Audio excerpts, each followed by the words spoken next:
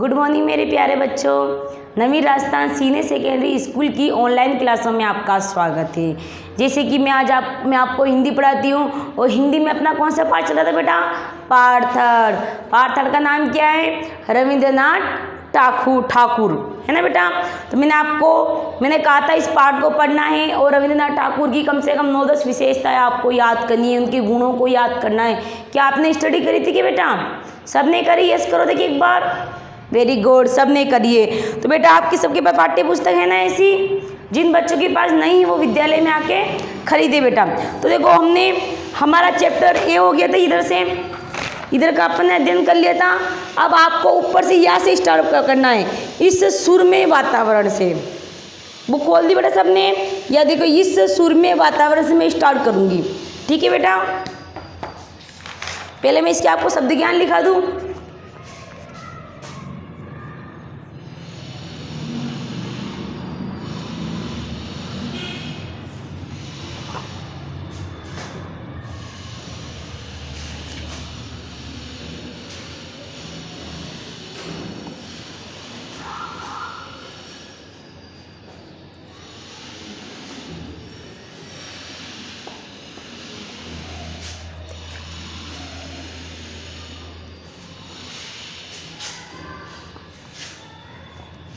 इधर इस साइड से लिखने में दिक्कत नहीं आएगी, इसमें शब्द ज्ञान ज़्यादा है।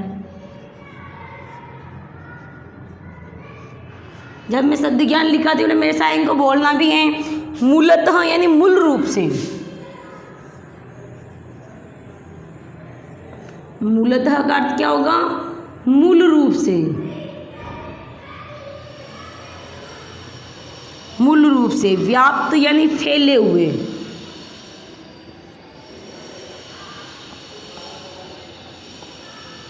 फैले हुए। विकृत यानी बिगड़ा हुआ रूप।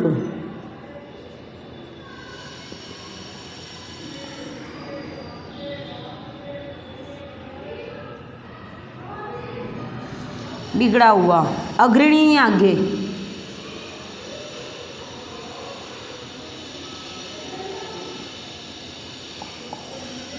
आगे पितामह यानी दादाजी।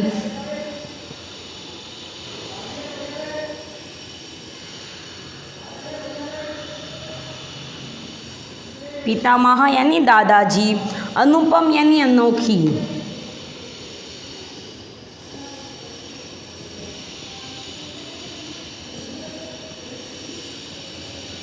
अनुपम यानी अनोखी। क्षति यानी नुकसान। इसके आगे लिखोगे बेटा।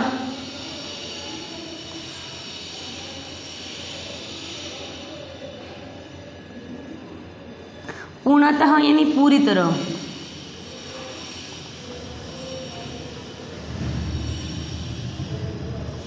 पूरी तरह। जागृत यानी जागा हुआ।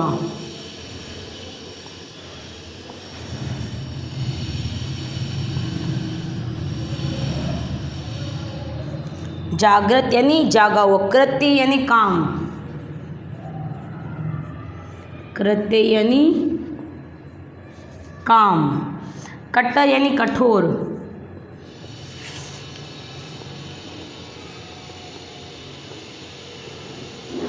कट्टर यानी कठोर। परिपक्व यानी समझदार।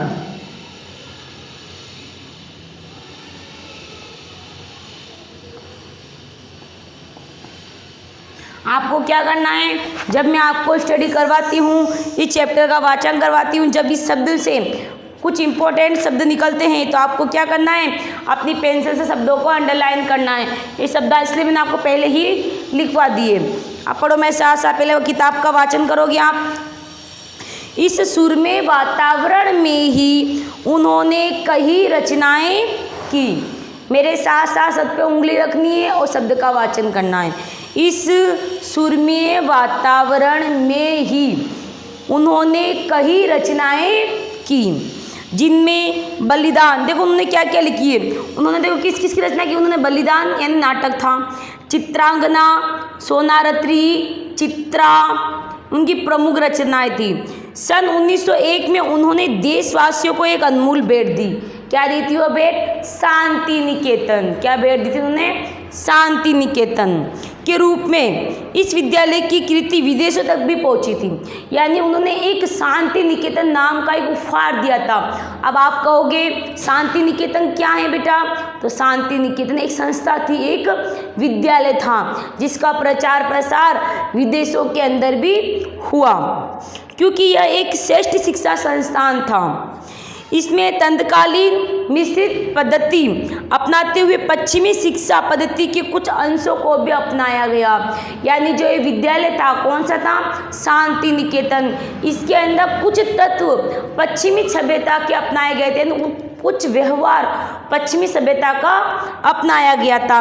तो ये उनकी रचनाएं, उन्होंने कौन कौन सी रचना करी थी बेटा? ये आपने शब्द क्या उतार ली सबने? एक बार इसका स्क्रीनशॉट ले लीजिए बेटा। ले लिया सबने? Very good.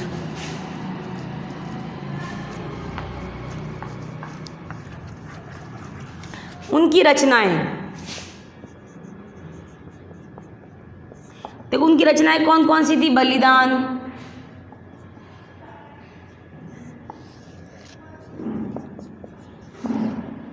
चित्रांगना, सोनातरी,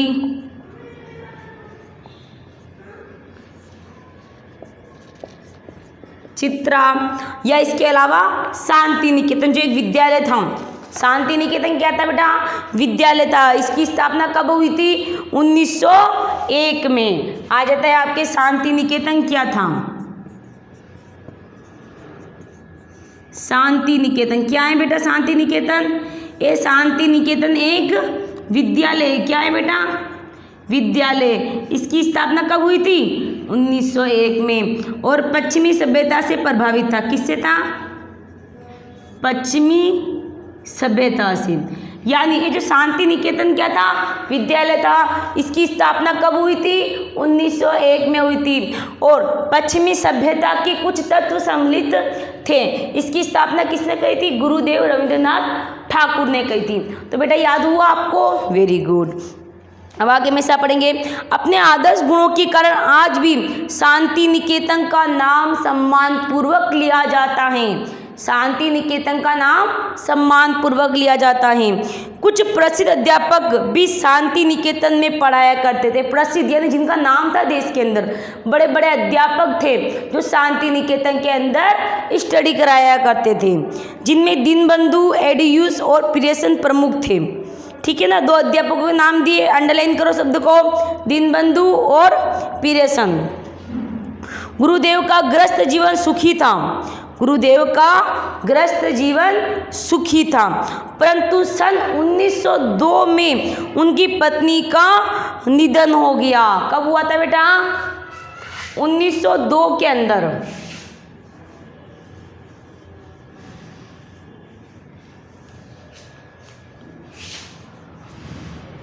1902 में किसका निधन हुआ था बेटा? पत्नी कौन थी? मृणालिनी। यानी गुरुदेव रविंद्रनाथ ठाकुर की पत्नी का निधन हो गया था। कब हुआ था? 1902 में। पत्नी का नाम क्या था? मृणालिनी था। आगे देखो, पत्नी की मृत्यु से गुरुदेव के मन पर गहरा आघात पहुंचा। 2 वर्ष बाद उनकी दूसरी कन्या और फिर उसके कुछ समय बाद उनके पिता का भी देहांत हो गया। क्या हुआ था? इनकी एक कन्या थी, मृणालिनी की कौन थी? कन्या थी, उसका भी देहांत हो गया। फिर इनके पिता गुरुदेव रविंद्रनाथ टैगोर के पिता कौन थे बेटा?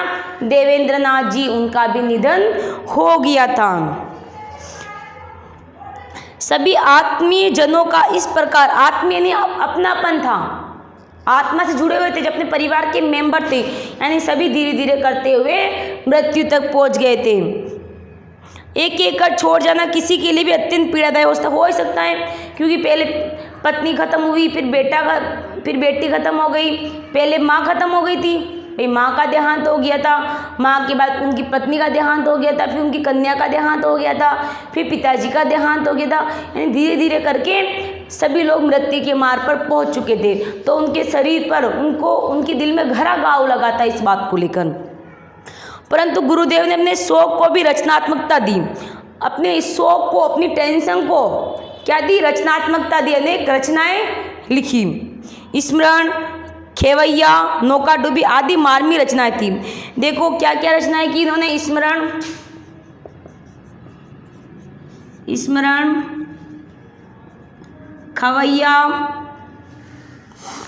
खेवैया के अलावा नौकाडूबी यानी इनकी क्या थी बेटा, ये सारी इनकी रचनाएं थी। रचनाएं दोबारा बोलो, स्मरण, खेवैया और नौकाडूबी आदि उनकी कई रचनाएं थी। इसके बाद वे बीमारी की अवस्था में एक बड़े ऑपरेशन के लिए इंग्लैंड गए। यानी उनमें कुछ बीमारी हो गई होगी, तो बीमारी का इलाज कराने के लिए, ऑपरेशन कराने के लिए वो कहाँ पे गए थे बेटा, कहाँ गए थे, इंग्लैंड गए थे। कहाँ गए थे, इंग्लैंड।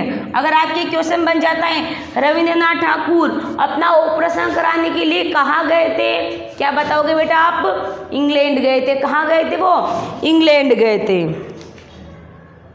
आगे देखो, उन्होंने भारत के राष्ट्रीय गान की रचना की। ये मैंने बताया था थोड़ी देर पहले आपको। उन्होंने राष्ट्रीय गान की रचना की थी। कब की थी, 27 दिसंबर सन 1911 को कोलकाता में कांग्रेस के अधिवेशन में सबसे पहली बार गाया गया था। यानी राष्ट्रीय गान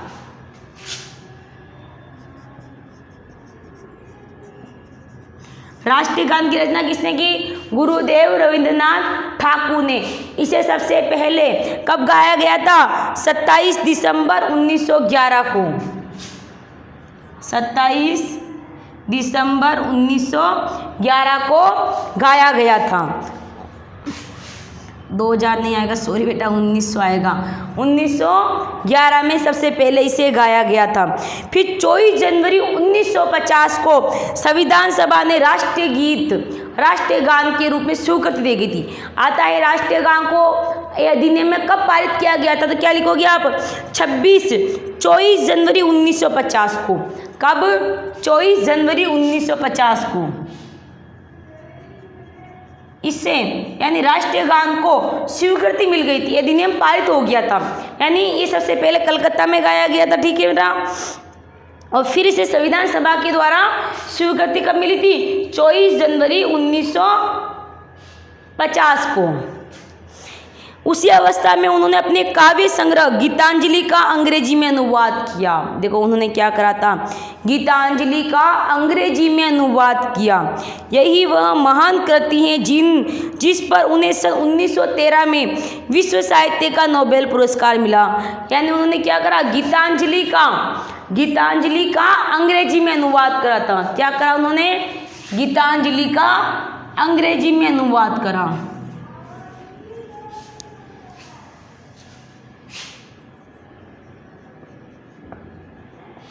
गीतांजलि का अंग्रेजी में अनुवाद करा।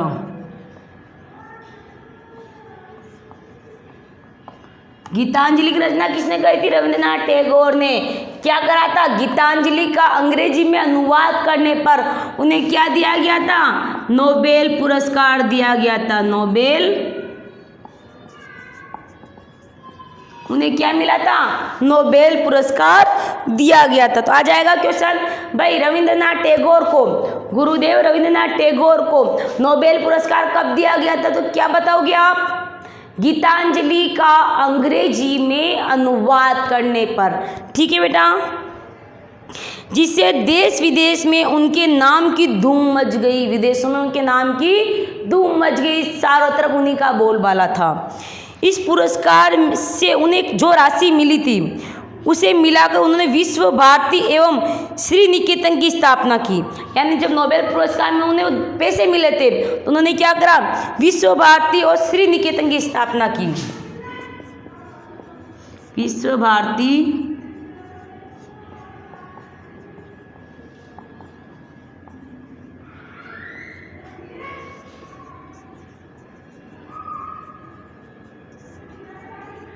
आगे बेटा समझ में आपको, उन्होंने क्या करा था, देखो गीतांजलि का अंग्रेजी में अनुवाद करा। गीतांजलि का अंग्रेजी में अनुवाद करने पर नोबेल पुरस्कार मिला। नोबेल पुरस्कार में उन्हें क्या मिली, कुछ राशि मिली। राशि यानी पैसे मिले। इस राशि से उन्होंने क्या करा था भाई, विश्व भारती और श्री निकेतन की स्थापना करी। याद हो गया, याद हो गया। गुरुदेव रविंद्रनाथ टैगोर ने गीतांजलि का अंग्रेजी में अनुवाद करा, जिससे उन्हें नोबेल पुरस्कार मिला। नोबेल पुरस्कार से जो राशि मिली, उस राशि से उन्होंने विश्व भारती और श्री निकेतन की स्थापना करी। याद हुआ बेटा? Very good. अब आगे देखो, श्री निकेतन विश्व भारती का ही एक विभाग है जो ग्राम सुधार के लिए कार्य करता है। ये इसी की एक शाखा है। ये क्या करती है? ग्राम सुधार का कार्य करती है। क्या करती है बेटा? ये शाखा क्या करती है? ग्राम सुधार का कार्य करती है, यानी गांव में सुधार का कार्य करती है, ग्राम सुधार का कार्य करती है। यहाँ भारतीय कला, संगीत, संस्कृति और विशिष्ट अध्ययन की स्थापना की। उन्होंने भारतीय कला, संगीत आदि की स्थापना की। मैंने कहा ना, वो एक अध्यापक ही नहीं थे, वो एक संगीतकार भी थे, अभिनेता भी थे, नाटककार भी थे, रचनाकार भी थे, कवि भी थे, यानी उनमें कई गुण थे। साहित्यकार, बहुत से गुण थे, यानी उनकी बहुमुखी प्रतिभा के धनी थे। यानी हम उनकी जितनी विशेषता बताए उतनी ही विशेषता उनकी कम है।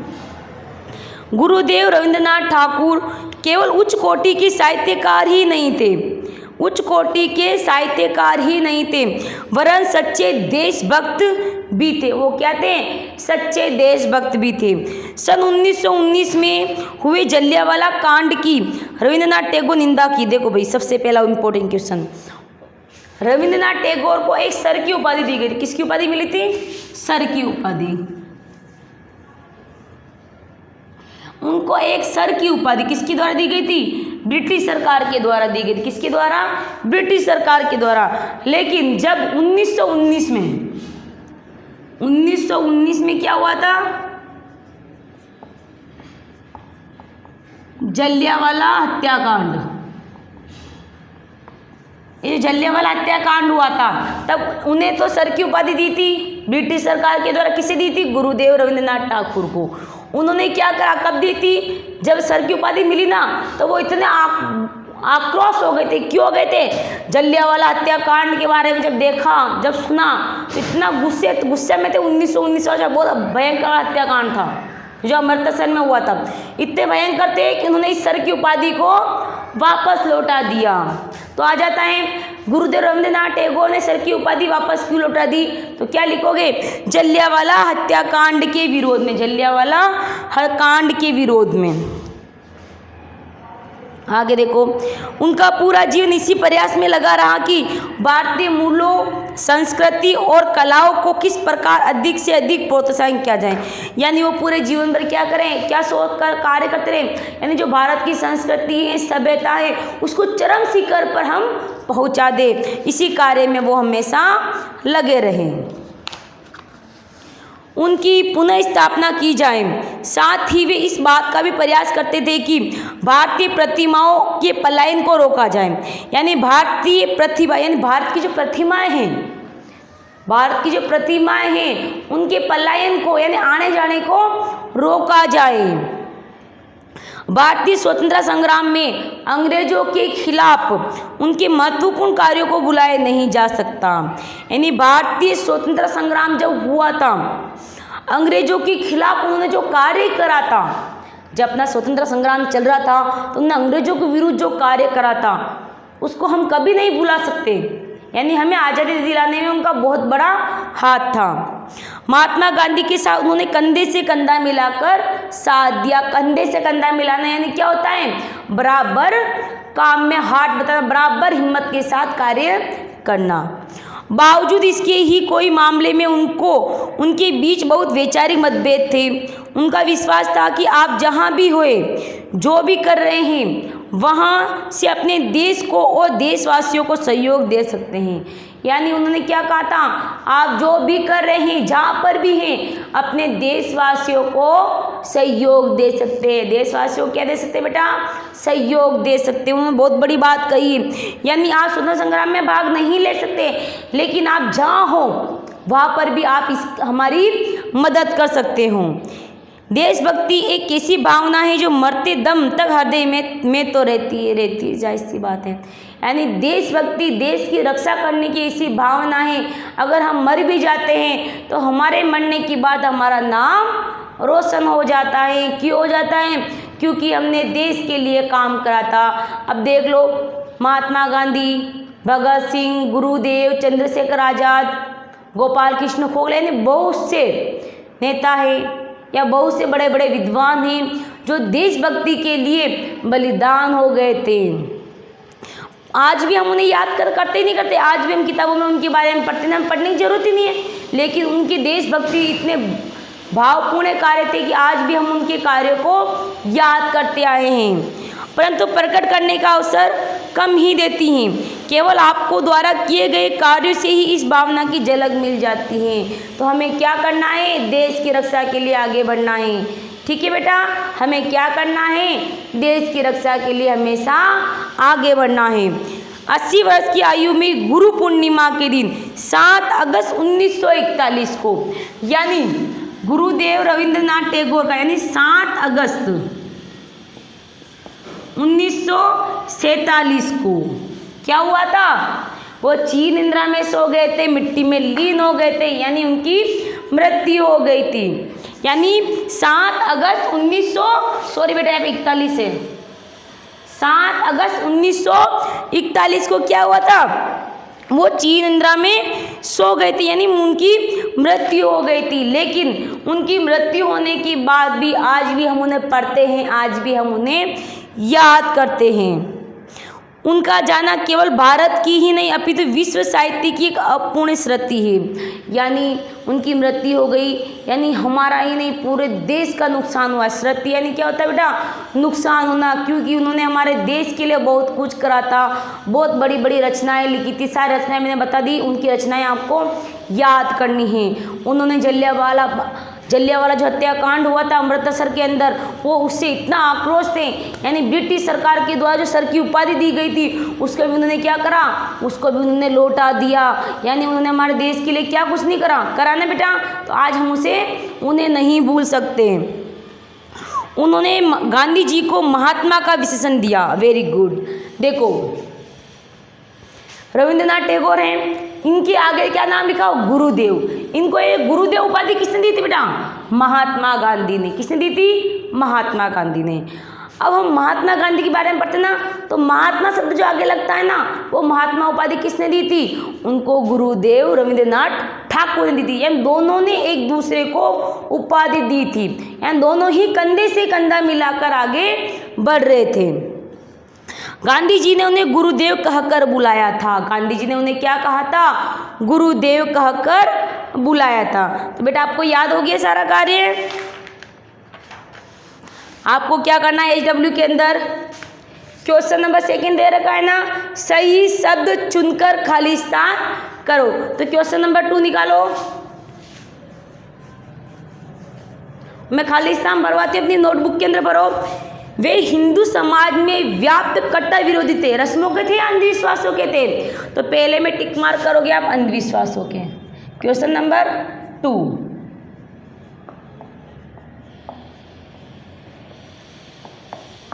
जहाँ अंधविश्वासों लिखा हुआ है ना, वहां पर आप टिक मार्क करो। कर लिया? सेकंड वाला क्वेश्चन आपको IW में करना है। बचपन में उनमें लेखन के प्रति रुचि जागृत होने लगी थी। कविता या गीत? कविता के प्रति। बचपन में कविता के प्रति रुचि जागृत होने लगी थी, तो कविता पर टिक मार्क करो बेटा। गुरुदेव का गृहस्थ जीवन दुखी था या सुखी था? शुरुआत में उनका गृहस्थ जीवन क्या था? सुखी था।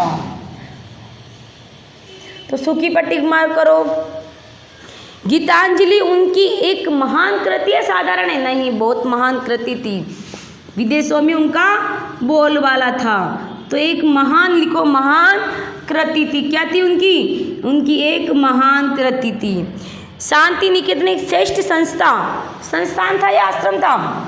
संस्थान सब किसके लिए यूज करते हैं हम? विद्यालय के लिए यूज करते। तो शांति निकेतन क्या था? एक विद्यालय था। तो आपको बेटा HW में क्या कार्य करना है, क्वेश्चन नंबर 2 आपको HW में करना है। ठीक है बेटा, तो आपको आज क्या करोगे, HW में क्वेश्चन नंबर 2 करना है और इस पार्ट का जो मैं वाचन करवाए हैं इस पार्ट को दोबारा से पूरा पढ़ना है।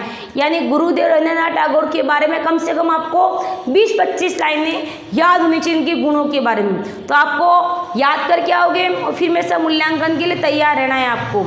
ठीक बेटा, धन्यवाद। इसी के साथ मेरी आज क्लास समाप्त होती है।